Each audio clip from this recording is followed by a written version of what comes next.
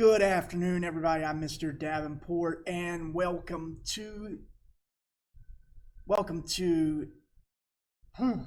Introduction to Biotechnology. And we are going to be going over more in depth the biotechnology terms that we have talked about on Monday. So this is a follow-up lesson to the biotechnology terms.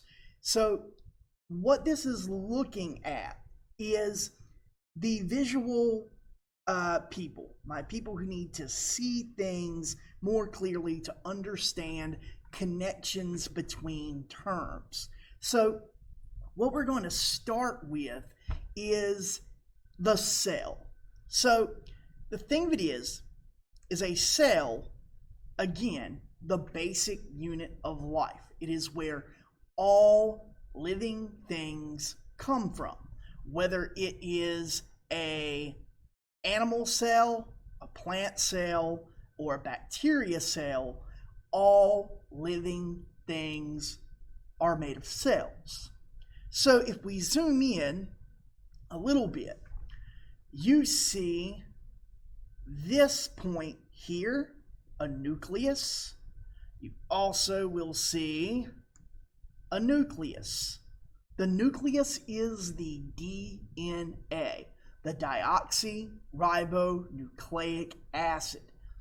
Every cell has DNA, whether it is an animal cell, a plant cell, or a bacteria cell.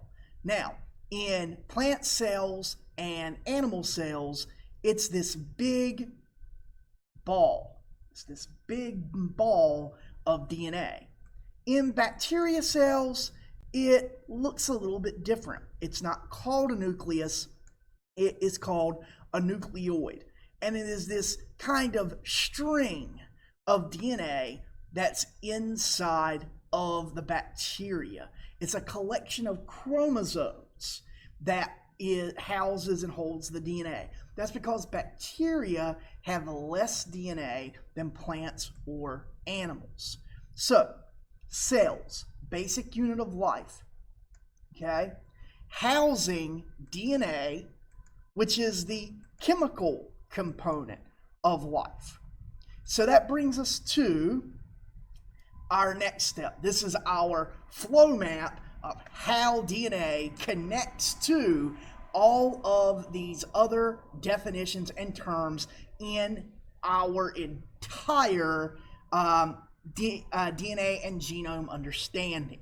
So it starts with the cell. Okay, remember, inside of the cell is the nucleus. Okay, it is that ball of DNA. So inside of it, the cell, so cells are filled with DNA. Okay, and so DNA, deoxyribonucleic acid, the basic chemical component of life. Well, DNA is made of basically proteins, amino acids, okay? DNA codes for proteins. That's what I mean by it's made out of, okay? DNA codes for and builds proteins, okay? And so DNA also is broken down into chromosomes, which are those twisty, thread-like threads of protein and DNA that are these bundled packages of DNA that we discussed. And those proteins are made of amino acids. So amino acids build proteins. The amino acids get that information from the DNA. It's a big circle. And so then we move out and we see that amino acids are made of nucleic acids. So DNA basically builds nucleic acids. DNA is made of nucleic acids, which builds amino acids, which builds proteins. So when we're talking about DNA, we are literally talking about all of these things, okay? When we talk about DNA, we're talking about DNA building proteins. We're talking about the amino acids that proteins are made of. We're talking about the nucleic acids that make up DNA, all right? So, proteins. Enzymes are special proteins that cause reactions, okay? So, DNA also builds these enzymes. They're proteins, but they're special. They basically help accelerate reactions inside the body, okay? Without enzymes, there would be none of the things that we would typically think of as body action, okay? Oxygen would not be transferred from our blood to our heart and lungs and our vital organs, okay? Nutrients wouldn't get broke down. Our body wouldn't heal and repair itself without enzymes. Now, the thing that is, what it all comes down to is all of this is the genome, okay? All of this is the genome. From cells to DNA to chromosomes to genes to proteins to amino acids to nucleic acids to enzymes. All of this is the genome. So it's the whole collection of DNA of a living thing. So, or the representation of a species DNA. Okay? So the genome is how we talk about all of these things. Okay? It's the catch-all. Okay? Just like DNA is the catch-all for chromosomes and genes. Okay? So each part is a specific way we talk about DNA in order to understand it more thoroughly. Okay? So DNA gets broken down into chromosomes, which are broken down into genes, but it's all the genome. Okay? I hope that makes this a little more clear. And if it's not, I'll be happy to talk about it again until we get it. All right? And show you more representations and other things to kind of walk you through this whole thing. So, again, nucleic acids. Okay? Coming back to nucleic acids. DNA is made of those nucleic acids. Okay? Remember the name? Deoxyribonucleic acids? That is because DNA is made up of those nucleic acids. Okay? So again, when we're talking about DNA, we are talking about all of these components, and then we focus on specific parts of it. Okay? So we have to know this terminology in order to understand what I am talking about and what other scientists are discussing. So, moving forward. So, to break this down a little bit more in a more visual way, okay? So, remember, we've got our cell, okay? Inside of the cell is the genome, the nucleus, okay? The nucleus can bundle down itself into chromosomes. The chromosomes unwind into DNA, and on the DNA is our genes, our genetic code. Okay? And these, so we'll go back in, genome, cell, to our chromosomes, our bundles of thread-like DNA, to our entire DNA structure. And when we're talking about genes, we're talking about these paired pieces, okay? It takes a number of these to make a whole gene. And our genes are where we get our physical appearance, okay? So, one more time walking through this, what is a genome, okay? So, again, cell, the nucleus is the DNA, okay? And then we've got our genes, our chromosome, DNA, and our gene, okay? Chromosome unwinds is DNA, and genes build our DNA to give us physical representations, okay? And this right here, these are our nucleic acids, our base pairs, okay? And we'll talk about more of those when we start focusing on how DNA is built. All right, now, our next thing, we are talking about DNA alterations, ways that DNA gets changed, okay? So, let's zoom in. All right, so there are two major ways that DNA gets altered, either natural methods or man-made methods, okay? So natural, okay, actually if I was pointing like this, it would make more sense. Natural, the one all the way over here, and then man-made, the one that's closer, okay?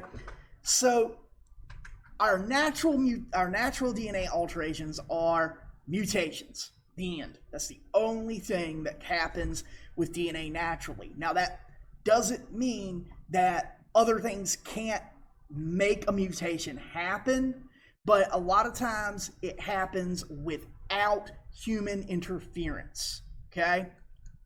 And so basically, remember, a mutation is an error that occurs during the development of an organism in its DNA. And so the example is this Cyclops monkey, okay? So this is a monkey. It was born with one eye, okay? Its DNA messed up. It had some mistakes, and instead of developing two eyes like it's supposed to have, it developed one in the center of its head.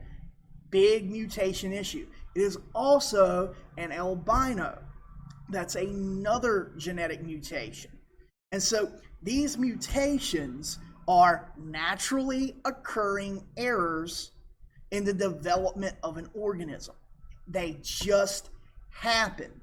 Sometimes they're good, sometimes they're bad, sometimes they don't mean anything at all, okay? Now, then we've got our man-made DNA alterations. And there's two ways that humans at their core can create DNA alterations. First is a hybrid. Second is genetic engineering. So a hybrid is breeding two different species and creating offspring. So we use the example of the zonkey. Let me go back, okay? The zonkey. Okay, so that is a donkey and a zebra bred to create one new species. This can also be done with plants. Hybridization is a form of selective breeding. Okay, now, then we have genetic engineering. This uses plasmids, little small pieces of bacterial DNA, little circles that we can genetically engineer and create recombinant DNA technology, excuse me, to add traits that we want to an organism. And so, example of that, actually, let me go back. Oh, no, let's explain recombinant DNA. So first, we've got a plasmid, okay? So a plasmid is this little circular piece of DNA. So what we want to do is we want to add this gene that for antibiotic resistance, okay? Basically to give a resistance of an antibiotic to another bacteria, okay? So what we want to do is we want to take this and basically add it to a piece of DNA. So here's what we do. We've got this foreign DNA, okay? And what we want is this foreign DNA to be added to our recombinant, to our bacteria. So what we do is we go here and we use a scissor, okay, a cutting technique called EcoRI. It's an enzyme. And what it does is it snips the DNA, breaks pieces off, and then we have DNA ligase, which is a glue.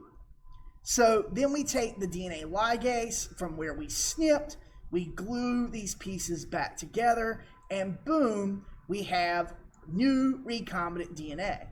We then take this plasmid and we insert it into a bacteria. And since bacteria naturally reproduce asexually, that means that they make clones of themselves, we can grow bacteria in cultures to create millions of this antibiotic resistant bacteria. So then we can grow these bacteria on different cultures, and we then will be able to get our product, okay, by purifying the DNA and growing it in a culture, okay? So I know that's a little confusing, and but it does help to have a visual. Later on, we're going to see this technique for real, utilizing some 3D models, okay? So again, that's the gene that we want added. We cut with the EcoRI DNA scissors, and then that leaves us with this plasmid with the gene of interest, and we've cut out things that we don't want, and we're adding the DNA ligase to glue it back together. That gives us recombinant DNA. We insert the new recombinant DNA into the bacterial cell, we clone it, and culture it. All right? So that takes us to our next step. All right? Biotechnology. So biotechnology, basically, we've talked about the 4 areas of biotechnology: medical, agricultural, food and consumer science, and environmental. All of these different types of biotechnology use these different forms of culturing and growing, okay? So we break this down into 2 focuses: medicine, manufacturing, and research and medicine. And so the uses are bioprocessing. So bioprocessing is a method of basically growing cells that have been genetically modified.